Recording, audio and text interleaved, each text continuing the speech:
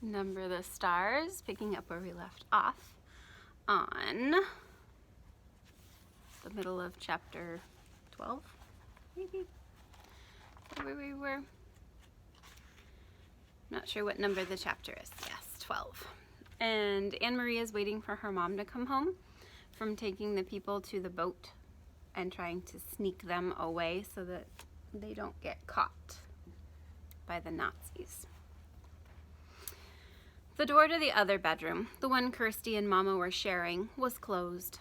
Quietly, not wanting to wake them, Anne-Marie pushed it open. The kitten's ears moved, standing up straight. Its eyes opened wide and it raised its head and yawned. It pried itself out of Kirsty's arms, stretched, and then jumped lightly to the floor and came to Anne-Marie. It rubbed itself against her leg and purred. Kirsty sighed and turned in her sleep, one arm, free now of the kitten's warmth and comfort, flung itself across the pillow. There was no one else in the wide bed. Anne-Marie moved quickly to the window, which overlooked the clearing that led to the pass entrance. The light outside was still very dim, and she peered through the dimness, trying to see, looking for the opening in the trees where the path began, looking for Mama hurrying home. After a second, she saw a shape there, something unfamiliar, something that had not been there the day before. A dark shape, no more than a blurred heap at the beginning of the path. Anne-Marie squinted, forcing her eyes to understand, needing to understand, not wanting to understand.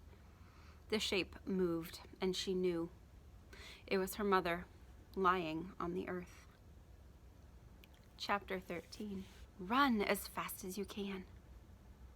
Still moving quietly so as not to wake her sister, Anne-Marie sped down the stairs and through the kitchen door. Her foot caught the loose step and she faltered for a moment, righting herself, then dashed across the ground to the place where her mother lay.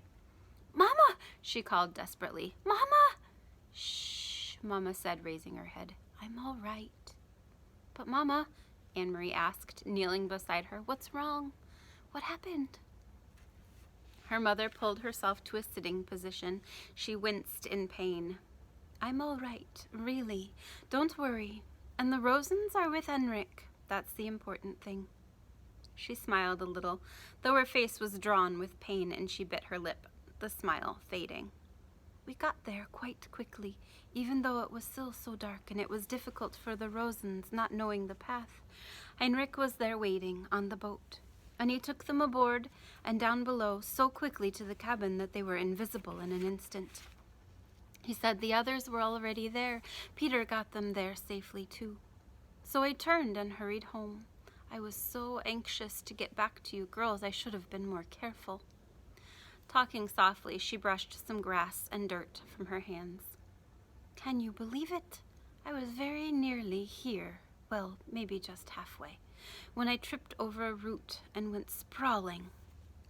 Mama sighed. "So clumsy," she said, as if she were scolding herself. "I am afraid my ankle is broken, Anne-Marie. Thank goodness it is nothing more. An ankle mends, and I am home, and the Rosens are with Heinrich." "You should have seen me, Anne-Marie," she said, shaking her head with a wry look. "Your proper Mama, crawling inch by inch. I probably looked like a drunkard." She reached for Anne-Marie's arm. "Here, let me lean on you. I think if you support me on this side, I can make my way up to the house. Goodness, what a clumsy fool I am. Here, let me put my arm over your shoulders. You're such a good, strong, brave girl. Now, very slowly. There." Mama's face was white with pain. Anne-Marie could see it even through the faint light of the approaching dawn. She hobbled, leaning heavily on her daughter, pausing again and again toward the house. "When we get inside, I'll have a cup of tea, and then we'll call the doctor. I'll tell him that I fell on the stairs. You'll have to help me wash away the grass and twigs. Here, Anne-Marie, let me rest for a minute." They had reached the house, and Mama sank down to the steps and sat. She took several deep breaths. Anne-Marie sat beside her and held her hand. "Mama, I was so worried when you didn't come back." Mama nodded. I knew you would be. I thought of you, worrying as I dragged myself along. But here I am, safe with you now. Everything is fine. What time is it? It must be 4:30 or close to it. They will sail soon. Mama turned her head and gazed across the meadow to the sea and the vast sky above it. There were no stars now, only the gray pale sky with pinkness at its border. Soon they will be safe too. Anne-Marie relaxed. She stroked her mother's hand and looked down at the discolored, swollen ankle. Mama, what's this? She asked suddenly, reaching into the grass at the foot of the steps. Mama looked. She gasped. Oh my God, she said. Anne-Marie picked it up. She recognized it now, knew what it was. It was the packet that Peter had given to Mr. Rosen. Mr. Rosen tripped on the step, remember? It must have fallen from his pocket. We'll have to save it and give it back to Peter. Anne-Marie handed it to her mother. Do you know what it is? Her mother didn't answer. Her face was stricken. She looked at the path and down at her ankle. It's important, isn't it, Mama?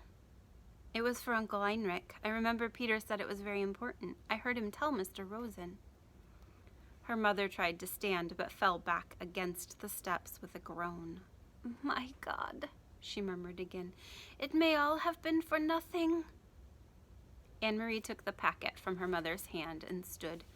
I will take it, she said. I know the way, and it's almost light now. I can run like the wind. Mama spoke quietly, her voice tense. Anne-Marie, go into the house and get the small basket on the table. Quickly, quickly. Put an apple into it and some cheese. Put this packet underneath. Do you understand? Hurry. Anne-Marie did instantly as she was told. The basket, the packet at the bottom, she covered it with a napkin, then wrapped some cheese, an apple. She glanced around the kitchen and saw some bread and added that. The little basket was full. She took it to where her mother was. You must run to the boat. If anyone should stop you. Who would stop me, Anne-Marie? You understand how dangerous this is? If any soldiers see you, if they stop you, you must pretend to be nothing more than a little girl. A silly, empty-headed little girl taking lunch to a fisherman. A foolish uncle who forgot his bread and cheese. Mama, what is in the bottom? But her mother still didn't answer the question. Go, she said firmly. Go right now and run as fast as you can. Anne-Marie kissed her mother quickly, grabbed the basket from her mother's lap, turned, and ran down toward the path. 14. On the dark path. Only now, entering the woods on the footpath, did Anne-Marie realize how cold the dawn was. She had watched and helped earlier as the others donned sweaters, jackets, and coats, and she had peered into the night, following them with her eyes as they moved silently off, bulky in their garments, blankets in their arms. But she wore only a light sweater over her cotton dress. Though the October day, later, would be warmed by sunlight, now it was gray, chilly, and damp. She shivered. The path curved, and she could no longer look behind her and see the clearing with the farmhouse outlined against the pale sky and the lightening meadow beyond. Now there were only the dark woods ahead. Underfoot, the path, latticed with thick roots hidden under the falling leaves, was invisible. She felt her way with her feet, trying not to stumble. The handle of the straw basket scratched her arm through her sweater. She shifted it and tried to run. She thought of a story she had often told to Kirsty as they cuddled up in bed at night. Once upon a time, there was a little girl, she told herself silently, who had a beautiful red cloak. Her mother had made it for her. She wore it so often that everyone called her Little Red Riding Hood. Kirsty would always interrupt there. Why was it called a Red Riding Hood? Kirsty would ask. Why didn't they just call her Little Red Cloak? Well, it had a hood that covered her head. She had beautiful curls like you, Kirsty. Maybe someday Mama will make you a coat with a hood to cover your curls and keep you warm. But why? Kirsty would ask. Why was it a riding hood? Was she riding a horse? Maybe she had a horse that she rode sometimes, but not in this story. Now stop interrupting every minute. Anne-Marie smiled, feeling her way through the dark, remembering how Kirsty always interrupted stories to ask questions. Often she just wanted to make the story last longer. The story continued. One day the little girl's mother said, "I want you to take a basket of food to your grandmother. She is sick in bed. Come, let me tie your red cloak." "The grandmother lived deep in the woods, didn't she?" Kirsty would ask. "In the dangerous woods where wolves lived?" Anne-Marie heard a small noise, a squirrel perhaps, or a rabbit scampering nearby. She paused, stood still on the path, and smiled again. Kirsty would have been frightened. She would have grabbed Anne-Marie's hand and said, "A wolf!" But Anne-Marie knew that these woods were not like the woods in the story. There were no wolves or bears or tigers, none of the beasts that populated Kirsty's vivid imagination. She hurried on. Still, they were very dark, these woods. Anne-Marie had never followed this path in the dark before. She had told her mother she would run, and she tried. Here the path turned. She knew the turning well, though it seemed different in the dark. If she turned to the left, it would take her to the road, out where it would be lighter, whiter, and more traveled, but more dangerous too. Someone could see her on the road. At this time of the dawn, other fishermen would be on the road hurrying to get their boats to the long day at sea, and there might be soldiers. She turned to the right and headed deeper into the woods. It was why Mama and Peter had needed to guide those who were strangers here, the Rosens and the others. A wrong turn would have taken them into danger. So Little Red Riding Hood carried the basket of food and hurried along through the woods. It was a lovely morning and birds were singing. Little Red Riding Hood sang too as she walked. Sometimes she changed that part of the story, telling it to Kirsty. Sometimes it was raining, or even snowing in the woods. Sometimes it was evening with long, frightening shadows, so that Kirsty, listening, would snuggle closer and wrap her arms around Anne-Marie. By now, telling it to herself, she wanted sunlight and birdsong. Here the path widened and flattened. It was the place where the woods opened on one side and the path curved beside a meadow at the edge of the sea. Here she could run, and she did. Here, in daylight, there would be cows in the meadow, and on summer afternoons, Anne-Marie would always stop by the fence and hold out handfuls of grass, which the curious cows would take with their rough tongues. Here, her mother had told her, Mama would always stop too, as a child walking to school. Her dog, Trofest, would wriggle under the fence and run about in the meadow barking excitedly, trying to chase the cows, who always ignored him. The meadow was empty now, and colorless in the half-light. She could hear the churning sea beyond and see the wash of daylight to the east over Sweden. She ran as fast as she could, searching with her eyes for the place ahead where the path would re-enter the woods in its final segment, which led to town. Here. The bushes were overgrown and it was difficult to see the path here, but she found the entrance, beside the high blueberry bushes. How often she had stopped here in late summer to peck a handful of the sweet berries. Her hands and mouth would be blue afterward. Mama always laughed when she came home. Now it was dark again, as the trees and bushes closed around her, and she had to move more slowly, though she still tried to run. Anne-Marie thought of Mama, her ankle so swollen and her face so pained. She hoped Mama had called the doctor by now. The local doctor was an old man, brusque and businesslike, though with kind eyes. He had come to the farmhouse several times during the summers of the past, his battered car noisy on the dirt road. He had come once when Kirsty, a tiny baby then, had been sick and wailing with an earache. And he had come when Lise had spilled hot grease cooking breakfast and burned her hand. Anne-Marie turned again as the path divided once more. The left fork would take her directly to the village. It was the way they had come from the train, and the way Mama had walked to school as a girl. But Anne-Marie turned to the right, heading now toward the harbor side where the fishing boats lay at anchor. She had often come this way before, too, sometimes at the end of the afternoon to pick out the Ingeborg, Uncle Heinrich's boat, from the many returning, and to watch him and his helpers unload the day's catch of slippery, shimmering herring still flopping in their containers.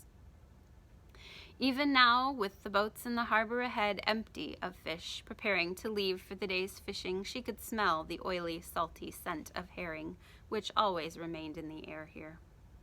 It wasn't far now, and it was getting lighter. She ran almost as fast as she had run at school in the Friday foot races, almost as fast as she had run down the Copenhagen sidewalk on the day that the soldier had stopped her with his call of "Halt!" Anne-Marie continued the story in her head.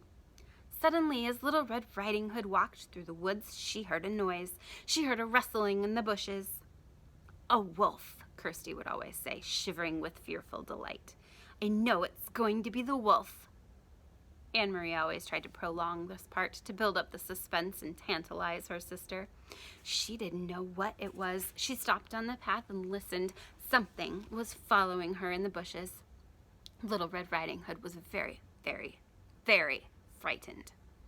She would stop, stay silent for a moment, and beside her in the bed she could feel Kirsty holding her breath.